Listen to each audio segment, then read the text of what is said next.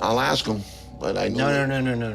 This is part of the problem. You just let these two your leg is swollen because you gained a lot of weight. So it's getting bigger and worse. And you two are delusional. In any patient like Stephen, he asking for pain medicine every 15 minutes, and then he spilled you. Let's see what happened. That gonna be hard for you? Well, I want to know why he didn't lose the weight the last. So found out he has pancreatic cancer and has less than a year to live. So it's just. This problem starts with your dad. In life, there is Me and my kids. Sometimes she'll call me a fat ass. Apology mean nothing. At this point, there's nothing I can do to help you. So you're done. Number 3. James's story. We'll start off with James's dad falling ill while he remains confined to his bed. This situation infuriates him as he yearns to be there for his father during this challenging time. James is completely bedridden, rendering him incapable of providing any assistance. This nightmare scenario unfolds before his eyes, leaving him feeling helpless. As his father is taken to the hospital, James's emotions run high, understandably so. Perhaps this event will serve as a wake-up call, motivating him to adopt healthier eating habits and shed some weight. The doctor advises that James needs to be brought to Texas for medical help. After considering their options, the only viable choice seems to be transporting him in the back of a van, despite the potential risks to his medical well-being. Although it may not be ideal, they have no alternative due to financial constraints. It's commendable that they're doing everything they can to ensure James reaches Houston, even if it means disregarding certain medical advice. Observing James's physical state, it's evident that he's in a dire condition. His weight has spiraled out of control over the past 4 months, with no signs of weight loss. Although Dr. Now had emailed James a diet plan 4 months ago, it appears he hasn't adhered to it at all. James's survival is at stake, and his lack of progress is concerning. The decision to make a change and take action becomes imperative. So what's going on? I've been having a lot of swelling. Where? In your legs? Legs all over. A lot of weight again, and that's the problem. Okay, then where's the swelling coming from? Well, what I think. Okay, I'm gonna prove it for you. Let's make a bet, okay? If she doesn't come visit you for your leg is swollen because you gained a lot of weight. So it's getting bigger and worse. And you two are delusional. Your weight is controlled by the food you take. Well, she ain't giving me no food. I think your weight has to do anything with your eating habit? No, I don't. So what do you think your weight? Maybe swelling. And you think it's all of this fluid? Is no fat in here? Come from thin air? James, your weight is related to what you eat. Lisa, James's caretaker, has been questioned about her role in his deteriorating condition. Dr. Now asserts that she is contributing to his demise by bringing him food. Lisa tries to defend herself, blaming an ankle injury and the broken bed for their current predicament. However, Dr. Now shows no mercy, dismissing her excuses as feeble. He firmly insists that James doesn't have to eat something and challenges Lisa to stop enabling him. Despite James's need for sustenance, he doesn't require the excessive amounts or unhealthy types of food he consumes.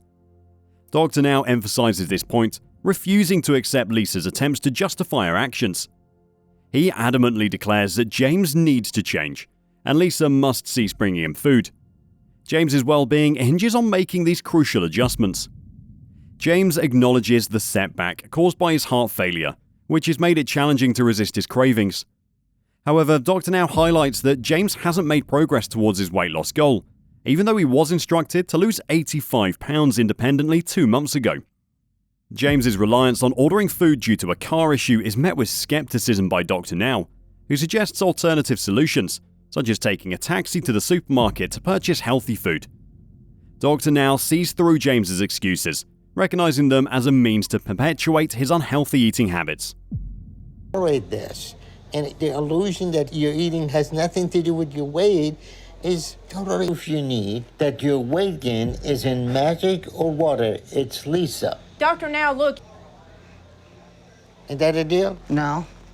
She's my wife. I've been with her 20. Telling the same thing and you believe the same thing. Why don't you pay somebody to come watch me then? No. Let's see what happened. That gonna be hard for you? Well, I want to know why he didn't lose the weight the last time. I have no trapeze. I'm laying on a bed that's flat. Look, I'm here to help you. You want to Well, help you or don't not? show it. You're killing yourself and even you and not bringing any food. But that's not reality. James, there is no miracle in that. I keep her 5 days away from you. See how much what you're going to lose. Why are you blaming it on her? Sure, there's no immediate issues. We will discharge you, and I wish you well, James. Number 2, Stephen's story. If you're even a casual fan of My £600 Life, then you're familiar with Stephen Asante. Let's skip the intro and dive right into the main point. There have been frustrating moments where Stephen has resorted to childish excuses. One of the most challenging aspects for him is the response time to the call button. However, Stephen needs to understand that the hospital staff is not there to cater to his every whim. In the past month, his pathological behaviours have surfaced, leading to mistreatment of the hospital staff. He expects everyone to wait on him hand and foot, demanding immediate attention. When Dr. Now intervenes and confronts Stephen about his behaviour, Stephen tries to justify himself by saying that he sometimes gets frustrated and requests to be treated like a kid. But at 33 years old, his age is no excuse for such behaviour. It's not the responsibility of the staff to scold him like a child. It is Stephen's responsibility to act his age. Come abuse him to hospital staff, and he expects everybody to wait on him hand and foot, not liking what I'm hearing. At times, I sometimes get frustrated. This is going to be a very different conversation. He keeps bothering, he keeps calling. In any patient like Stephen, he asking for pain medicine every 15 minutes and then he spilled you. I swear I apologize to everyone. I don't want to hear of this issue again. And if I do, then this is going to be very different. Dr. Now makes it clear that this issue should not occur again, and if it does, consequences will follow. There comes a point where Stephen's actions become unbearable for the hospital staff. He constantly asks for pain medication every 15 minutes, even while lying on the floor. This behaviour is beyond what any nurse has to handle on a daily basis. Dr. Now decides to remove him from the programme and the hospital. Stephen tries to apologise and asks for another chance, but it is evident that his behaviour and excuses hold no weight. Before leaving the hospital, Stephen has one last weigh-in, and he's lost over £100. However, Dr. Now challenges him to lose another £60 in the next month. Despite this goal, Stephen immediately makes excuses about wanting pizza, demonstrating his lack of commitment. It's clear that Stephen's bad habits and terrible behaviour persist throughout the episode, making him arguably the worst patient in the show's history. All right, tell Justin to come in and sit down, and we'll see him after. He's not going to. You don't go ask him. You tell him that you come in, right? Listen to you from this point. He's on his own. Tell him he needs to come in. If you did this one more time, that's it. Didn't I? Yeah. And on top of that, we have this problem starts with your dad. In life, there is and want and get away with it. Yeah. But don't sit there and think by agreeing with me right now, supposed to be there, then this game is over for you. But even if you don't find anything, you wait that clean. If you want any chance to stay on this program, then you need to lose who are dependent on you. And if you don't change that, they won't change either. Because there are don't help them. Yeah. Because they're both out of control. And in a society, both of your kids to have a chance to outlive you, then you need to make these changes now. Number 1. Nicole's story. If Nicole doesn't change, her kids will either relive her childhood or witness her demise, and she refuses to let them bury her in their diapers. Nicole and her family have relocated to Houston before her first meeting with Dr. Now. There should be motivation enough to lose weight. While she's glad to be there, Nicole is still really nervous about what the doctor will say. The big day arrives and Nicole understandably worries about the doctor's verdict. And my mom gets upset because I'm so big, I can't do anything. What are you? Jaden. Jade, come here. I can do about it right now. I'm just scared he's gonna get a hold of that handle. And that I'm not even a parent. One time I said to my son, "Do you love mom, me and my kids?" Sometimes she'll call me a fat ass. 684 pounds. That is a significant quantity. When questioned about the quality of her eating routine, Nicole freely concedes that it may be improved. Because she's unable to prepare food for herself, she holds her family responsible for delivering her fast food.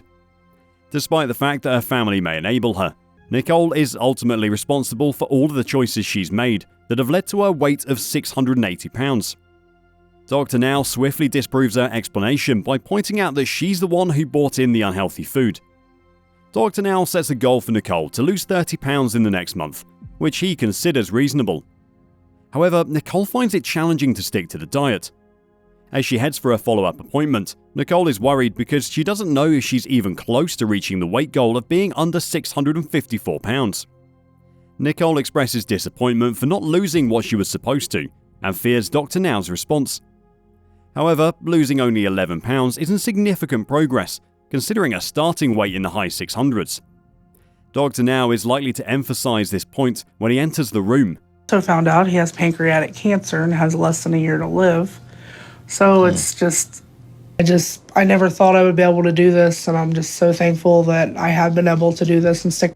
Nicole mentions the stress of finding an apartment and her family's lack of support, putting all the responsibility on her instead of helping. Once again, Nicole shifts blame to her family, but Dr. Now agrees that she can't use external factors as an excuse to cheat on the diet. This is a matter of life and demise, and Nicole needs to take responsibility for her choices. As Dr. Now echoes this sentiment, it becomes evident that Nicole's lack of responsibility is hindering her progress and jeopardizing her chances of a healthier future, with her children's future hanging in the balance. Nicole must summon the strength to overcome her cravings and stay committed to her journey towards a healthier life. It's a pivotal moment that will test her determination and resilience like never before. That's all for this video, folks. See you next time.